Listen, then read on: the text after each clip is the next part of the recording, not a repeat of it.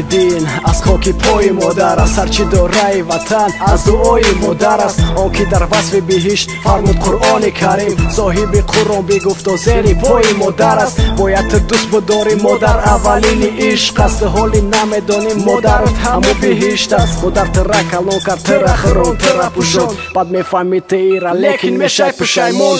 مادر خفه نکی گناه بدترینه، ایرا خودم نگفتم ای در قرآن کریمه. فقط وقت داری پای مادر تبوسک، برق جانش بگی موی صفحش سیلک. در جهان نمیابی مثل مادر دلسوز، سردر در سنگ میزنی گریه منی شب و روز. دنیا گذرانه که میفهمی یگان روز، دیگر فایدت نداره فقط میگو صد افسوس. مادر دوست بدارین، مادر در دنیا یک ته، یگان کب نزه او را لوچه خب کردت بیست. ای من خفه نشوین ایگه پای ما امروزه، نگاه منی خفوته که مادر جانت نیست. مادر دوست بدارین، مادر در دنیا یک ته، یگان کب نزه او را لوچه خب کردت بیست. ای من خفه نشوین ایگه پای ما امروزه، نگاه منی خفوته که مادر جانت نیست.